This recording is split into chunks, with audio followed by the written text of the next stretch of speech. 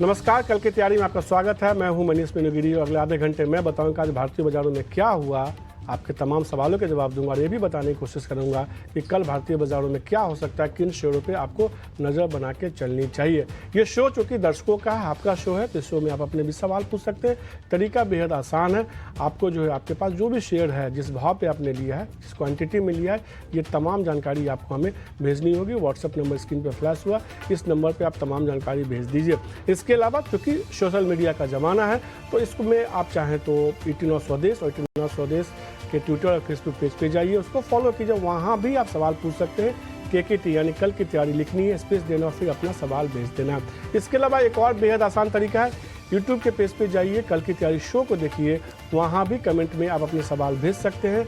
हमारे जो जानकार होंगे आपकी मुश्किलों का आसान करेंगे, तमाम शेयरों पे राय देंगे और आपको बताने की कोशिश करेंगे कि अब आपको इन शेयरों में क्या करना चाहिए। क्योंकि आज हम देख रहे हैं कि बाजार में पिछले 2 दिनों से जो मोमेंटम बना हुआ उसमें थोड़ा धीमापन देखने को मिला। खासतौर पे आप देखिए आज के ट्रेड में कि पूरा दिन निकल चुका है और निफ्टी में हमने देखा कुछ हुआ ही नहीं। कह सकते हैं केवल 1% की गिरावट के साथ अब एडजस्टेड जो भाव है करीब 9 पॉइंट की गिरावट के साथ जो है बंद हुआ है। आज निफ्टी का हाई देखिए 19,875 का है, लो देखिए 19,786 का है। अच्छी बात यह है कि कह सकते हैं ना कि एक मजबूत सपोर्ट जोन या एक ज़माने में रेजिस्टेंस जोन होता था कुछ हफ्ते पहले तक 19,800, उसके ऊपर लगातार दूसरे दिन बंद होने में कामयाब हुआ है। अब चूंकि 2 दिनों तक हमने देखा, कल बैंक निफ्टी के एक्सपायरी का प्रेशर था, आज निफ्टी के एक्सपायरी का प्रेशर था, अब ये दोनों प्रेशर खत्म हो चुके हैं। तो हो सकता है कि कल अगर अच्छे संकेत देखने को मिले तो बाजार में फिर से एक मजबूती देखने को मिले। कल आपने देखा था कि निफ्टी में, बैंक निफ्टी में थोड़ी कमजोरी थी क्योंकि बैंक निफ्टी की एक्सपायरी थी। आज देखिए निफ्टी में कमजोरी थी, निफ्टी की एक्सपायरी थी। तो कहीं ना कहीं ये संकेत है कि एक्सपायरी का प्रेशर देखने को मिला है। निफ्टी बैंक आज कम से कम अच्छी बात है कि मजबूती दिखाया और दिन के ऊपरी स्तर के आसपास बंद हुआ। उसने निफ्टी को कम से कम आज गिरने से रोका, उसको बचाया। लेकिन कुछ स्टॉक्स देखिए जो आज के बाजार में मजबूती दिखा रहे थे। निफ्टी में जैसे मैंने कहा कि कुछ भी नहीं हुआ, तो अगर देख सकते हैं निफ्टी 50 के स्टॉक्स को, तो 25 शेयर ऐसे थे जो तेजी में बंद हुए, 25 ऐसे शेयर थे जो गिरावट में बंद हुए, यानी 50-50 मामला था। लेकिन कुछ शेयर थे जहां अच्छी मजबूती थी आज के ट्रेड में। ऑटो स्टॉक्स देखिए आज के ट्रेड में मजबूती दिखा रहे थे, चाहे हीरो मोटोकॉर्प जैसे स्टॉक्स हो, वहां खरीदारी देखने को मिली। निफ्टी का टॉप गनर था जो ऑटो स्टॉक्स में हीरो मोटोकॉर्प दिखाई, निफ्टी का टॉप गनर शेयर आज बना। इसके अलावा बजाज ऑटो देखिए, वहां भी सबसे ज़्यादा मजबूती देखने को मिली। करीब लास्ट के कुछ मिनटों में तेजी बढ़ी भी, 4.5% की मजबूती के साथ बंद हुआ। बजाज ऑटो वहाँ अच्छी खरीदारी देखने को मिली। इसके अलावा ऐसा मोटर देखिए, वहाँ खरीदारी देखने को मिली। तो कह सकते हैं कि ऑटो स्टॉक्स में आज के ट्रेड में रफ्तार देखने को मिली। 2 स्टॉक और देखिए आज के ट्रेड में जिसने कहीं ना कहीं कमाल किया। एचडीएफसी बैंक देखिए, आज इसमें खरीदारी देखने को मिली और ये लगातार कुछ दिनों से हम देख रहे हैं कि एचडीएफसी बैंक अब कह सकते हैं कि जो एक रेंज का फंसा हुआ था या तेज़ी नहीं दिख रही थी, उसका जो बनवास था, देखिए शायद बनवास खत्म होता हुआ देखिए थोड़ी मजबूती देखने को मिले। 0.5% की मजबूती के साथ मजबूत बंद होने में काम हुआ। मेटल शेयर आज फिर से मजबूती दिखा रहे थे, चाहे जेएसडब्ल्यू स्टील देखिए, टाटा स्टील जैसे स्टॉक्स देखिए, वहाँ भी आज के ट्रेड में खरीदारी देखने को मिली। तो मेटल जैसे स्टॉक थे जो मजबूती दिखा रहे थे। होनासा कंज्यूमर, मामाअर्थ जिनके प्रोडक्ट हैं, उसमें देखिए हाल की लिस्टिंग के बाद जब नंबर्स आए तो हमने देखा एक शानदार तेजी, आज 20% की जो है का अपर सर्किट लगता हुआ दिखा, अच्छी मजबूती देखने को मिली। लेकिन कुछ और स्टॉक्स देखिए जो मिड कैप स्मॉल कैप में हैं, मुंजाल शोभा देखिए, वहाँ की अच्छी मजबूती देखने को मिली। इसका डीसीएम श्रीराम देखिए, वहाँ खरीदारी देखने को मिली, अच्छी मजबूती के साथ बंद होने में कामयाब हुआ। इसके अलावा आप रियल एस्टेट में इंडियाबुल्स रियल एस्टेट देखिए, वहाँ खरीदारी देखने को मिली, वहाँ अच्छी मजबूती थी। और शुगर स्टॉक, डॉक्टर साहब मैं आपको कहूँगा जो भी शुगर स्टॉक्स आपको याद है सबके नाम डाल दीजिए, सब में तेजी देखने को मिली, चाहे वो सिम्भावली शुगर हो, चाहे धामपुर शुगर हो, जो भी उत्तम शुगर, हर शुगर स्टॉक्स में आज के ट्रेंड में मजबूती देखने को मिली है। तो अब इस बाज़ार में अगर आप नज़रियों को बदल के देखें तो कहीं ना कहीं तेज़ी का ही रुख देखने को मिल रहा है, क्योंकि अलग अलग सेक्टर्स चल रहे हैं और छोटे मझले शेयरों में खरीदारी देखने को मिले। ऐसे में आपको क्या करना चाहिए समझने के लिए चलते हैं अपने जानकारों के पास, वो दर्शकों के तमाम सवालों के जवाब भी देंगे। हमारे साथ आशीष कपूर जुड़ चुके हैं और अमोल आठवले जुड़ चुके हैं। आप दोनों का शुक्रिया और नमस्कार ईटी स्वदेश को समय देने के लिए। अमोल, जल्दी से निफ्टी और बैंक निफ्टी के लिए कौन से अहम लेवल दिख रहे हैं आपको? जी मनीष जी, मुझे लगता है कि मार्केट रेंज बाउंड है। निफ्टी में अगर देखेंगे तो एक रेंज में ही पकड़ के चल रहा है। तो आई थिंक रेजिस्टेंस लेवल 19,850 रहेगा। अगर वो ब्रेक करता है तो ही मुझे लगता है कि फ्रेश अप ट्रेंड आ जाएगा। और ऑन द डाउन साइड मुझे लग रहा है कि 19,700 ये एक क्रूशियल सपोर्ट लेवल रहेगा। जब तक ये रेंज के अंदर है, मार्केट निफ्टी का जो टेक्सचर है वो रेंज बाउंड रहेगा।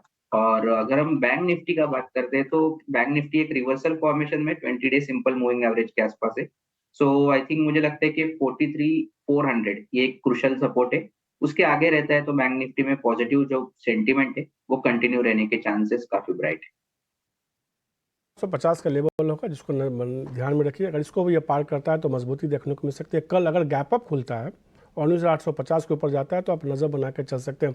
जबकि बैंक निफ्टी के लिए उनको लगता है कि अभी 43,450 का ऐसा लेवल है जहां नज़र बना के चल सकते हैं बतौर सपोर्ट के तौर पे। और लगातार हर एक जानकार ये कह रहे हैं कि 44,000 के ऊपर जाने के बाद ही बैंक निफ्टी में थोड़ी मजबूती देखने को मिल सकती है। अब बिना देरी किए सवाल जवाब के सिलसिला को आगे बढ़ाते हैं। सतीश कुमार जी का सवाल है, उज्जीवन स्मॉल फाइनेंस बैंक पे सवाल उन्होंने पूछा। 637 शेयर उनके पास है 58 रुपये के भाव पे, वो जानना चाहते हैं कि क्या करें। आशीष सर, क्या राय होगी उज्जीवन स्मॉल फाइनेंस पे? स्मॉल फाइनेंस में काफी अच्छा कर रहा है, टर्न अराउंड हो गया है। इसमें मेरे मेरे हिसाब से बने रहना चाहिए। इसमें जैसे बाकी बैंक हमने देखा है पास में कि जब अच्छा टर्न अराउंड हो जाता है उसके बाद कई साल तक बैंक्स में अच्छा कैपिटल क्रिएट होता है। तो मेरे को लगता है कि जीवन स्मॉल फाइनेंस भी बिल्कुल सिमिलर है और इसमें भी अच्छा कैपिटल क्रिएट होना चाहिए इन्वेस्टर्स का।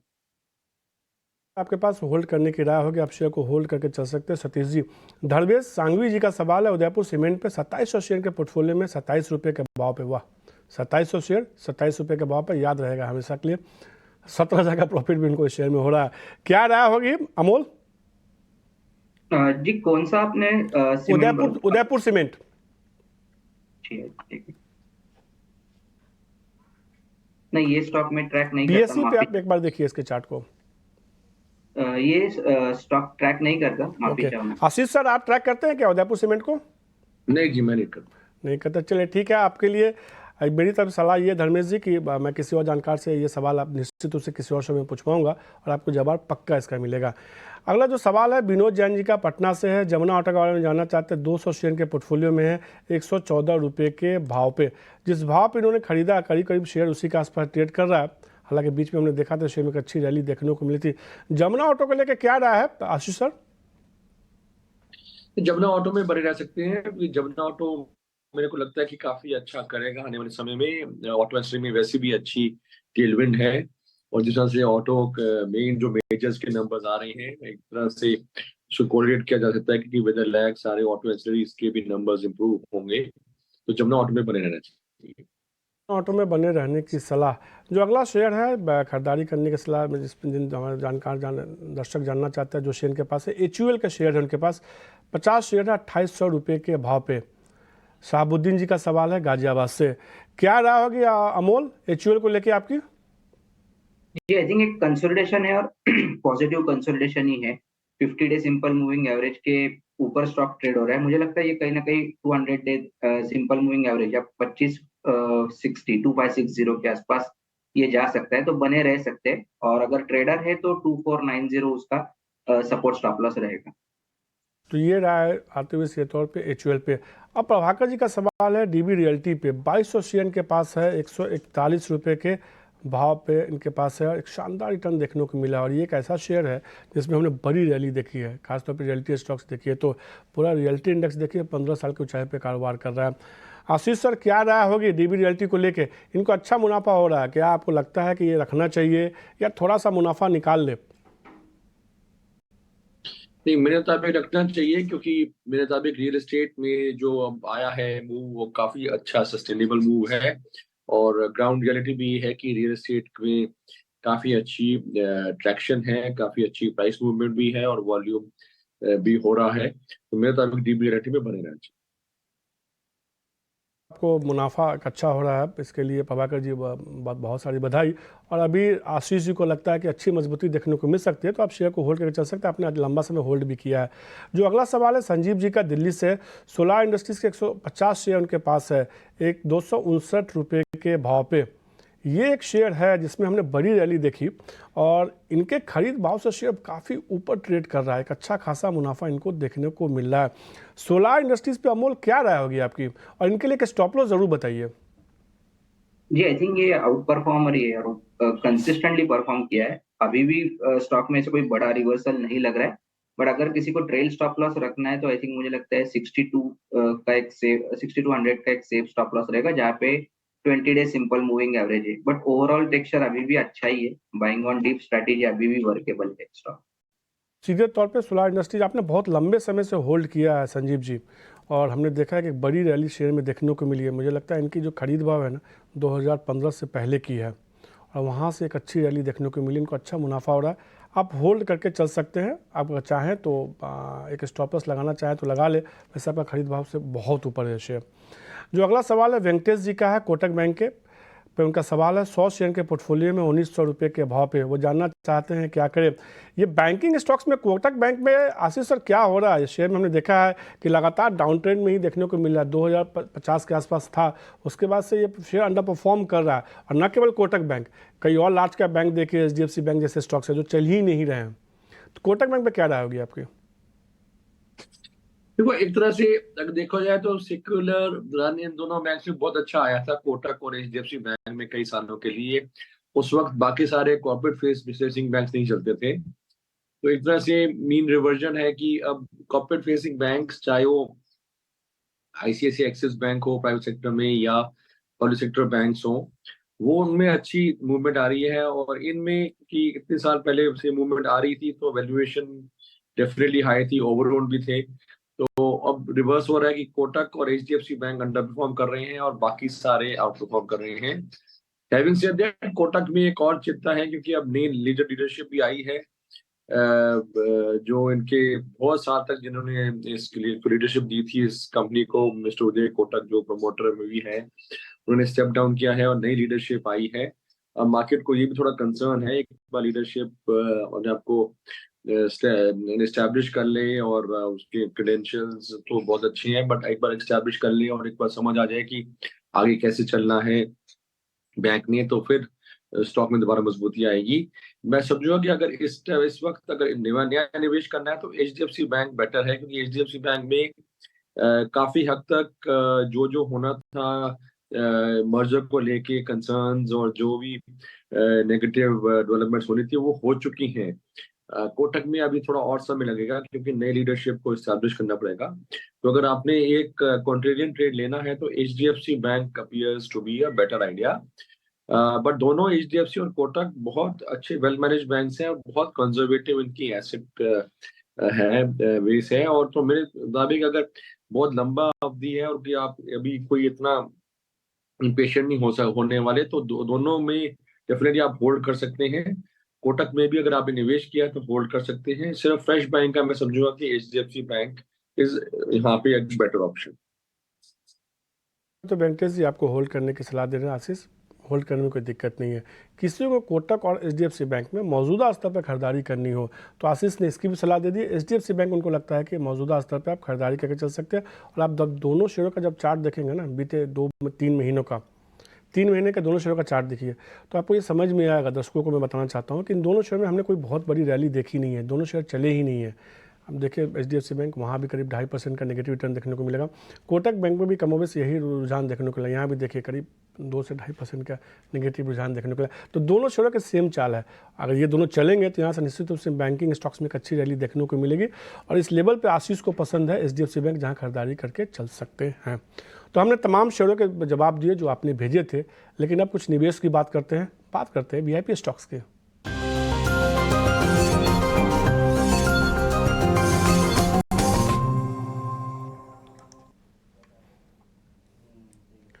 अमोल, शुरुआत आपके साथ ही मैं करूंगा। आपकी तरफ से कौन से शेयर लगते हैं VIP के तौर पे? निवेश नहीं तो ट्रेडिंग के लिए बताइए। जी, मुझे 2 स्टॉक्स लग रहे हैं कि एक UBL लग रहा है, एट करंट लेवल्स पे अच्छा लग रहा है। पोजिशनल पॉइंट ऑफ व्यू से 1680 जो उसका प्रीवियस स्टॉप है और 1700 के टारगेट आ सकते हैं, और स्टॉप लॉस उसका रहेगा 1565। और दूसरा मुझे लग रहा है कि एक LIC हाउसिंग फाइनेंस अच्छा लग रहा है, एट करंट लेवल्स 456 के आसपास है।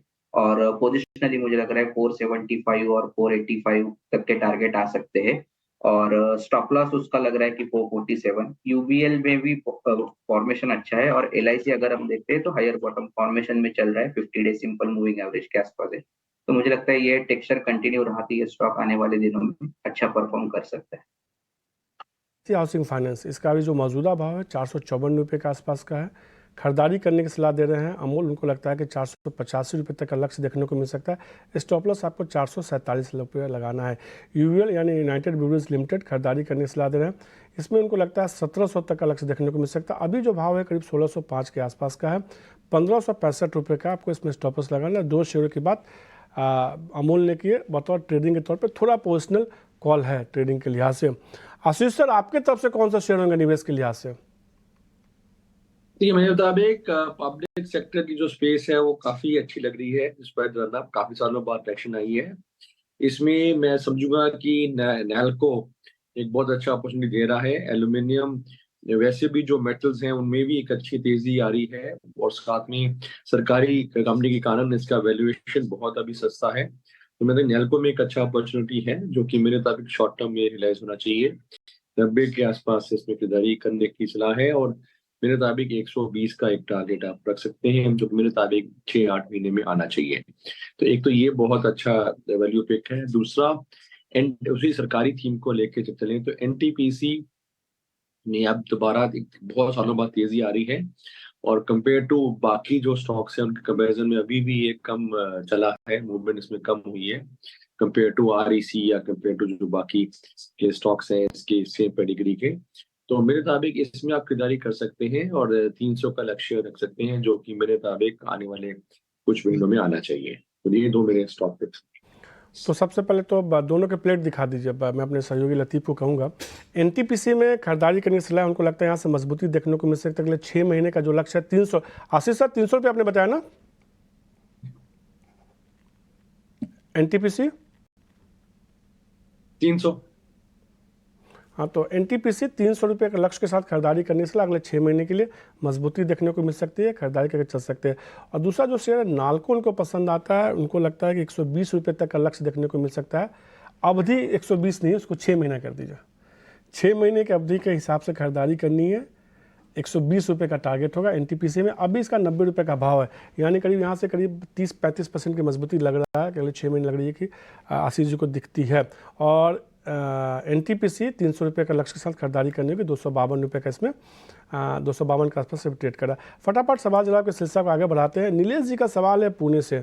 सुजलॉन के बारे में उन्होंने सवाल पूछा है। एनटीपीसी 300 का लक्ष्य, 4000 शेयर है सुजलॉन के उनके पास 29 रुपये के भाव पे। और ये एक ऐसा शेयर है आशीष सर जिसने कमाल की रैली दिखाई है। जब भी लगता था कि शेयर अब कितना चलेगा, सरप्राइज़ किया और चढ़ता गया। लोगों ने ये उम्मीद की गिरेगा, नहीं गिरा, चलता गया। क्या रहेगी सुजलॉन पे? इनके पास है, प्रॉफिट बुक करें या अभी जो तेजी है इसके साथ चलते चले?